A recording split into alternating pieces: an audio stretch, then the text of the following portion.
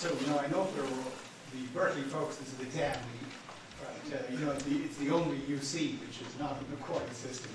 Those of you that are on the quota system, probably less of an imposition to be here, but I'm very glad that those of you that are here at Berkeley are here. So, as you know, this institute that I represent, CITRIS, Center for Information Technology Research in the Interest of Society, is supported by the state of California to expressly target not just research in information technology, but to make sure that this research lands up in a place that society wants. The stereotype of researchers in the past has been that you develop these really neat, great technologies and you toss it over the wall and you expect that it will change the world.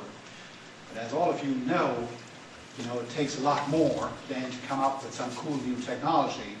You really have to work with stakeholders in society to be able to make a difference. And it makes a huge, huge, huge difference. I think that by some standards, the information technology revolution may be almost like the Industrial Revolution of a long time ago. It has caused, and will continue to cause big societal changes, security, privacy, how we use the web, and so on and so forth. And so it's been important for us to foster an appreciation of this. Till recently, so this institute was set up by then Governor Gray Davis in 2001. And what he made available was $100 million to build a building, which is currently a hole in the ground on Hearst. And construction will start, we hope, on the 19th of May, amazingly, this week also. The Regents have to sign off on it tomorrow, because when they're done complaining about compensation, they'll sign off on it about building. But the whole premise of this institute is to really think about this, think about information technology and its position in society.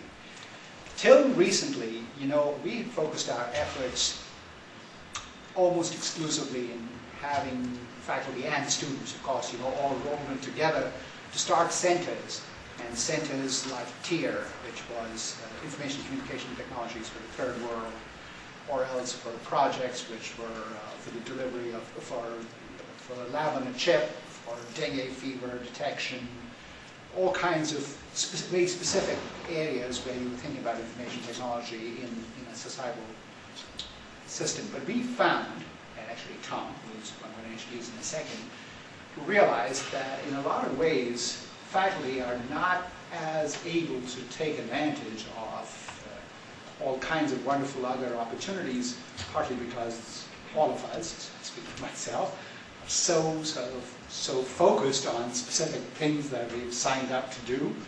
And so I think in a lot of ways, faculty are unable to explore a much broader palette of options. And it is with this in mind that Tom has actually come up with this idea of having a contest whose primary goals, and he has this and he's got a palette of other programs, are really aimed at focusing the creativity of the student body in engaging on a whole bunch of topics which we feel that the faculty may not be as nimble at engaging in because, we're all saddled with things that we have to do. Serve on committees. Serve on committees, and frankly, because we may not have the same imagination as the students, if I can sort of let you out in a little secret there at the end.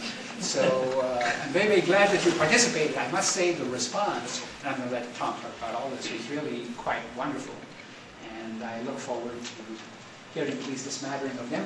And let me introduce the guy that, two folks that put this all together.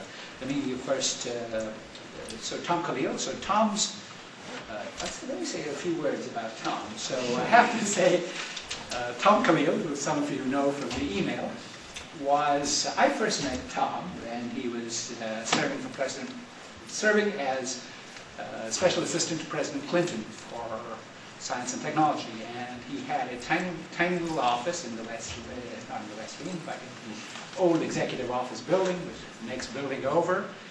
And from very early times, you know, he used to go into that office and he used to have mountains and mountains of paper because it's impossible to see him behind these piles of paper. But he kept churning out these documents about how it was that this technology would change the lot of American Indians in some place in Arizona, or else he could put the Library of Congress on a sugar cube. And amazingly, you know, then I started to listen to all this and say, ah, this is harebrained.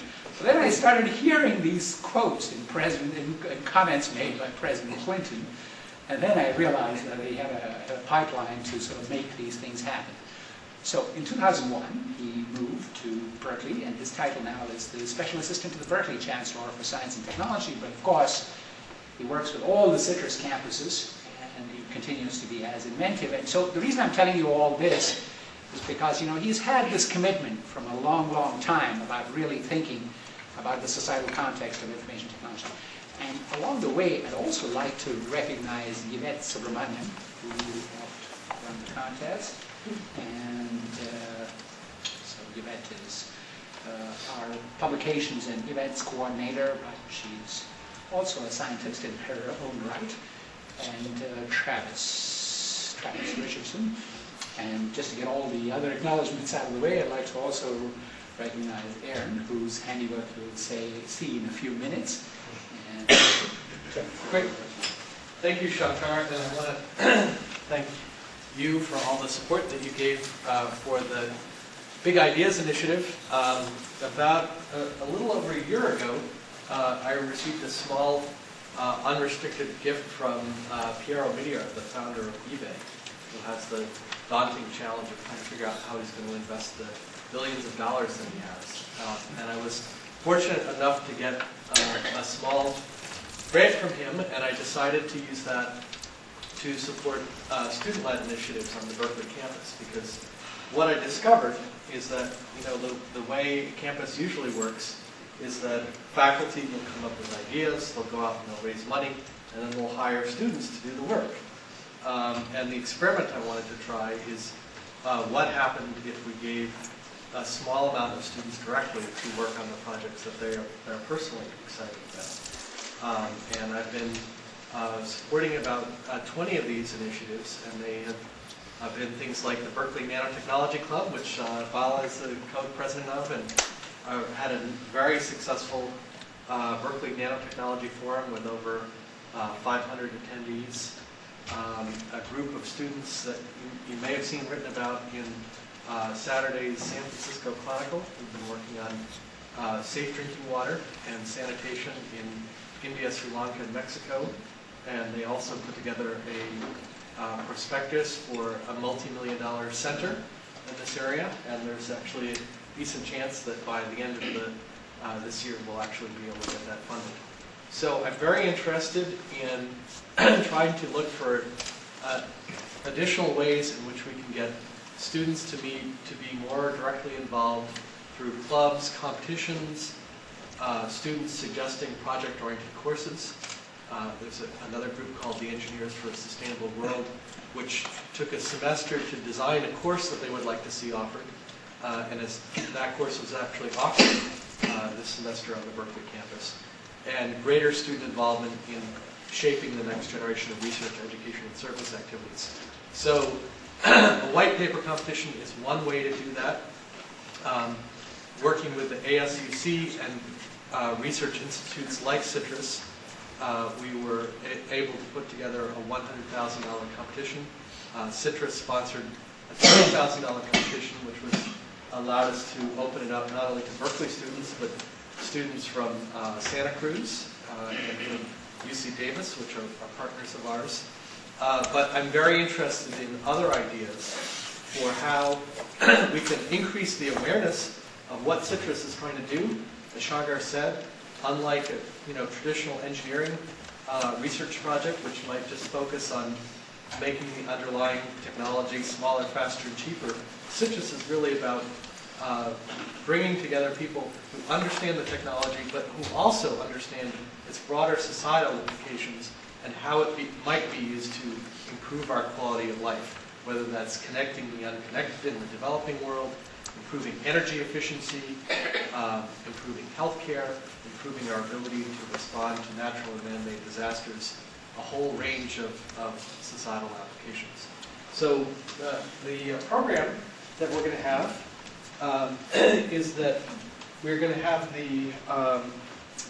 the students give a very short overview of their research project, and I'm probably going to mangle your name, so I want to apologize in advance for that. But we'd like to have you just give a 5-minute elevator pitch on your project, and then we'll be announcing the winners. But everyone here is a winner. I should say that we got over 26. We got 26 submissions, and it was very difficult for us to decide which ones to support.